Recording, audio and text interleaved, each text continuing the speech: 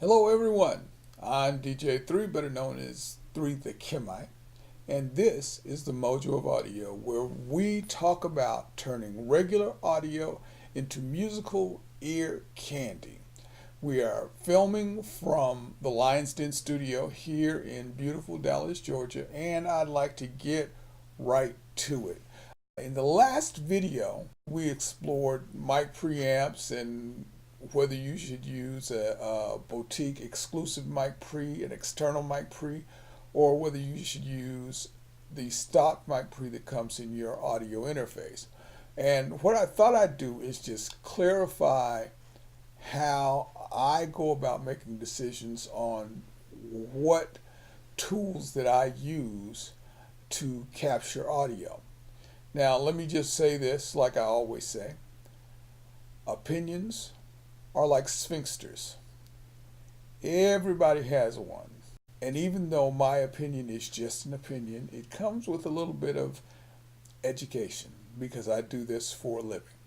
Having said that, there are a couple of things that I take into consideration when I'm choosing equipment, especially when I'm trying to capture audio. And there are really, for me, two kinds of audio that I capture. One type of audio that I capture is vocal, and the other type of audio that I capture is everything else. Now, that might not be the same thing for you, but it is for me. That being the case, there are two types of equipment that I need to consider in my own opinion. And when it comes to mics, mic pre's, compressors, things that go on the front end of my recording for my audio capture, the question is it transformer based or is it transformerless? Now, there are other things that go into my decision like price and size and things like that. But basically, it's whether it's transformer based or transformerless.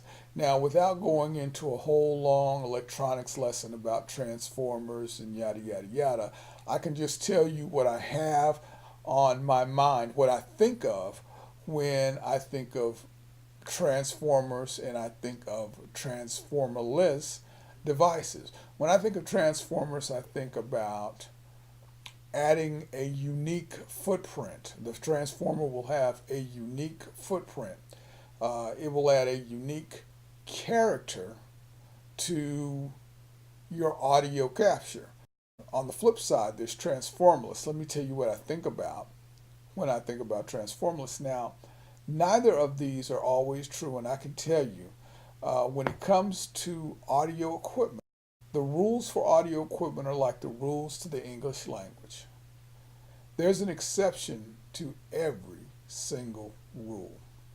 In audio, there are multiple exceptions to every single rule. So I'm just telling you the first thing that I think about when I think about transformers and transformerless. So when someone tells me transformerless, I think about quiet, clean, clear. I think about detail, sonic accuracy, colorless, and I think about characterless. Now, that's not always true, but that's what I think about when I'm making that decision. Back to the actual decision. When it comes to vocals, I want transformers. Usually, if I'm buying a microphone or I'm buying a mic preamp, it's because I'm concerned with capturing vocal. And every vocal that I want to capture, I want to impart a certain amount of character on. So when it comes to mic pre's, a API mic pre may do something very different than a Neve mic pre. When it comes to microphones, a tube microphone with a transformer may sound very different than a solid state microphone with a transformer. Now, let me give you an example of what I would use transformerless for. I have a guitar amp that is a Fender, one of the most widely used Fender amps in studios and probably on stage as well. And I like the sound of that. It already has tubes in it. The amp has plenty of character. And I don't want an audio capture situation that adds another sonic footprint to the signal. So I want something nice and clean, and I want something that's quiet because the amp has noise. I don't want to add any more noise to the situation than absolutely necessary. And I want it to be totally transparent. I need that sound to sound like that guitar going through that amp. I don't need it to sound like something else. So I don't mind a transformerless mic and a transformerless mic preamp capturing my guitar cabinet. I don't mind it capturing my bass cabinet. I don't mind it capturing a wind instrument or or a violin, or many times, not always, but many times, most stringed instruments, because I want to capture the sound that I heard, assuming that the sound that I heard is a great sound. What you have on the front end determines what you're going to get on the back end. So my own personal choice when I'm doing production is to choose a fabulous sound in the first place. Now, sometimes you don't have the option to choose the audio recording source, in which case you may want to add some color to your customer's choice. So in that case, you want to consider, what you have at your disposal, whether you have transformers or transformerless, whether they're tubes or not, what size the diaphragm of the microphone is. We can discuss all that in a different video. But every decision is going to be different. It's going to be based on your own signature footprint. When I'm capturing vocals, I want transformers. I want transformers in my mic. I want transformers in my mic pre, and I'm looking at pieces of gear that have those transformers. Now, there are transformers that are supposed to sound like electronic components, and there are transformers that are supposed to have an impact on the sound of the microphone.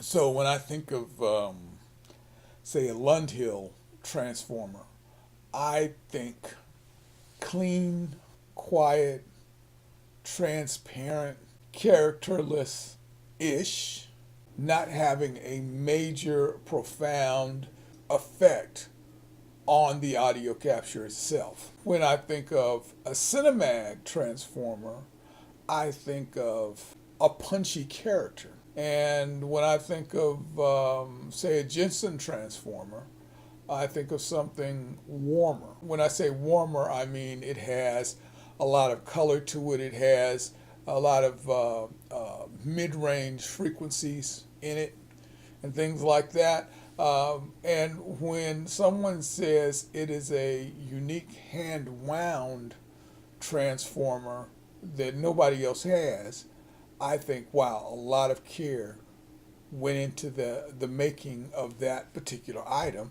and it must provide some kind of sonic character that that is unique to any other piece that I've heard. Those are for vocals, so I'm listening to my vocalists and I'm trying to see, is my vocalist light and airy? Are they rich and thick? Or, however vocalists come, are they soft? Are they loud? That kind of determines the mic pre that I'm going to use, and it determines the microphone that I'm going to use. Now, we can talk about microphones with tubes versus microphones without tubes, but I'm probably not predisposed to either. I'm more predisposed to what the transformer sounds like than I am what the tube sounds like, because tubes can sound different as you replace them. All tubes, well, the majority of tubes, 75-85% of all tubes are replaceable, and tubes have different sounds, and we'll talk about that one day, but today is not that day.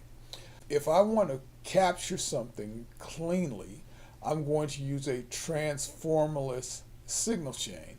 If I want to color the audio, then I am going to use a transformer-based audio chain. The other thing that I'm going to pay attention to are what cords am I using to connect equipment, because cords can have an effect on the signal transfer. And you can easily figure that out by taking your average, I don't know, musician's friend or guitar center guitar cord and plugging it up to your guitar and playing a few chords, and then go buy a high-end cord like a Monster or Mogami or something like that and plug it up and see if you don't hear a difference. You're going to hear a difference. So while you may think that you're paying for the lifetime warranty, especially in instrument cables, you are paying for a better transfer of audio signal.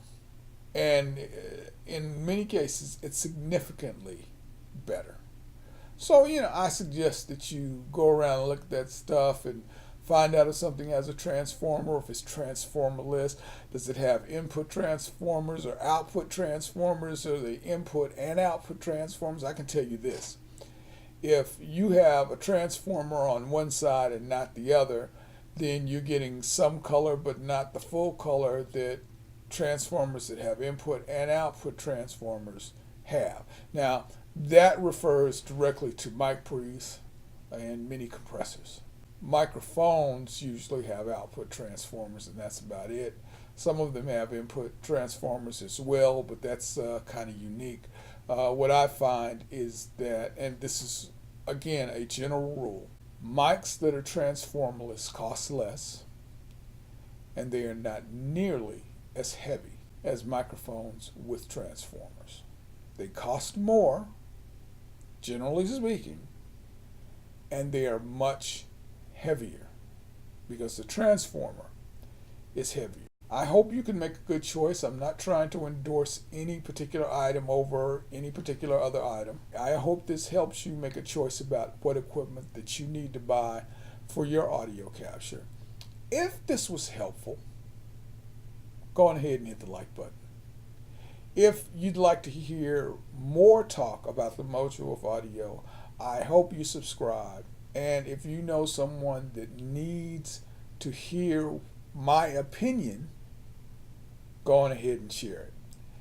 In the meantime, this has been DJ3, better known as 3 the Kimite, and I will be talking to you soon about the Mojo of audio, making regular old audio into musical ear candy.